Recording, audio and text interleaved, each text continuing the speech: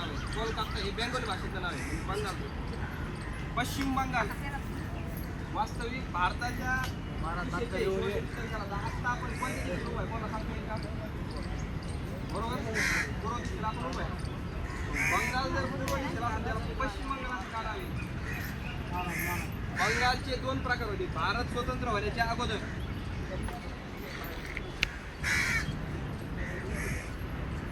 भारताचे तुकडे होण्याच्या अगोदर यावेळेस आपल्या देशामध्ये इंग्रज होते त्यावेळेस भारतामध्ये दोन प्रकारचे बंगाल आहे. जसं महाराष्ट्रामध्ये सुद्धा पश्चिम महाराष्ट्र आणि पूर्व महाराष्ट्र बोलतो ना आपण, तशा पद्धतीने बंगालचे दोन प्रकार आहेत. म्हणजे दोन प्रकारचे बंगाल होते. एक होतं पश्चिम बंगाल आणि एक होतं पूर्व बंगाल. वास्तविक पूर्वेच्या इकडच्या बाजूला असल्या कारण त्याला पश्चिम असं नाव दिलं, बरोबर.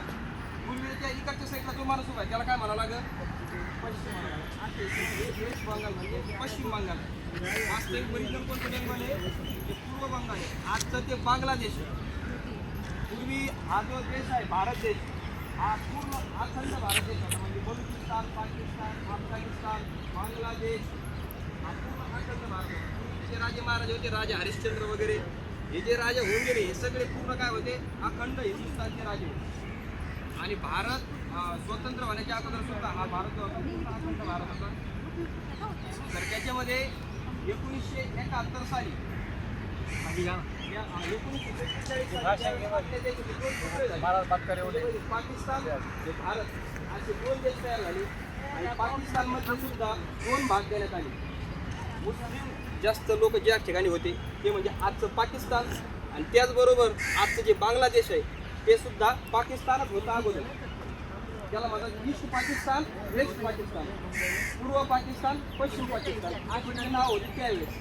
आणि 1947 साली सगळं झालं. आता वाटण्या झाल्या, सगळं झालं, सगळं काय ठरलं, पैसे बिशे काय द्यायचे सगळं झालं. आता सगळं झाल्यानंतर परत काय आला? पुरापती काढायच्या. पाकिस्तानने परत पुरापती काढायला चालू केल्या. स्वतः आता लहान भाऊ असणार. आता वाटणं झाल्यानंतर भावाच्या सगळ्या बांध पडल्यानंतर आता काय आलं? परत नांगर तिकडे एकदम भेटून घ्यायची. त्याला त्रास द्यायला चालू केलं. त्रास द्यायला चालू केल्याच्या नंतर 1971 साली इतका त्रास झाला 47 ते 71 जवळजवळ 23 ते 24 वर्ष म्हणजे स्वतःच्या मोठ्या भावाने लहान्या भावाला त्रास दिला. ईस्ट पाकिस्ताननी वेस्ट पाकिस्तानला द्यायला त्रास चालू केला. आता ईस्ट पाकिस्तान म्हणजे कोणत्या साईडला आहे? राजस्थान, गुजरात वगैरे जी साईड आहे आत्ता त्याचे काय आहे पाकिस्तान, हे पाकिस्तान. आणि हे बेंगॉल म्हणजे इकडच्या साईडचं वेस्ट पाकिस्तान, ठीक आहे ना. तर तिकून इकडे येण्यासाठी दोनच मार्ग होते. तत्कालीन जे पंतप्रधान होते त्यांनी ती मंजुरी तशी करून दिली होती. जर समजा तुम्हाला त्या वावरातून ह्या वावरात जर जायचं असेल, मध्ये जर दुसरा प्लॉट असेल त्याला काय म्हणतो आपण गट असेल, दुसरा गट जर असेल तर जाण्याची अनुमती होती.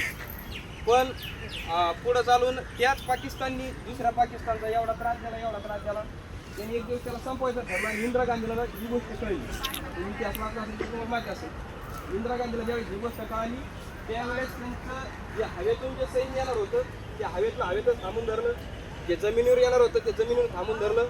अत्यंत कमी सैन्यामध्ये त्यावेळेस गनिमी काव्याने इंदिरा गांधींनी हा जो काय वेस्ट पाकिस्तानचा जेवढा भाग आहे तो स्वतंत्र देश म्हणून घोषित केला. बंगाली लोक जास्त तिथे राहायला असल्या कारणानं त्याला बांगलादेश असं त्याला नाव देण्यात आलं. आज तो बांगलादेश आहे. म्हणजे बंगालचाच तो एक भाग आहे पूर्ण बंगालचा. पाठीमागं बंगालमध्ये एक फार प्रसिद्ध घटना घडली होती पाहिजे असेल सगळ्यांनी. एका पोराला जाळून मारलं होतं. ते त्याच्या हिंदू लोकांना काय त्रास आहे वगैरे. ही इथली वस्तुस्थिती आहे. काही म्हणजे छोटेमध्ये काय हा फोन आहे ही स्थिती बांगलादेशची आहे. तिथे आता सध्या सुद्धा या बंगालची सुद्धा आहे, पश्चिम बंगालची अशी ही परिस्थिती आहे. आणि राजकारण आहे पुढं काय आहे तिथे काय पुढं काय म्हणतात त्याला पोलिओ काय काय ते भगवानणारी. पण अशा पद्धतीचं हे जे बांगलादेश आहे हे पूर्वी असं म्हणलं जातं हिंदीमध्ये एक म्हण आहे का भारत सोने की चिडी आहे. म्हणजे भारत हा इतका श्रीमंत आणि इतका वैभवशाली देश आहे. त्याचं कारण आहे जमीन आणि इथलं पाणी. या गोष्टी इतरत्र जगामध्ये कोणत्याच देशामध्ये इतक्या प्रामुख्याने पाहायला मिळत नाही. कदाचित आपण महाराष्ट्रात राहणारे लोक आहे आपल्याला माहिती नाही आपल्याकडे काय आहे. सगळ्यात पहिले आपल्याकडे संत आहे, त्याच्याकडे आपल्याकडे जमीन आहे आणि आपल्याकडे पाणी सुद्धा आहे. जीवनामध्ये जगण्यासाठी ज्या महत्त्वाच्या ज्या मूलभूत गरजा असतात या संपूर्ण गरजा आपल्या भारत देशामध्ये आहेत. भारत असा देश आहे एकही वस्तू तिकडून आयात करता आपण आपल्या जीवावरती जगू शकतो. आपल्याकडे खाद्यतेल आहे, त्याच्यानंतर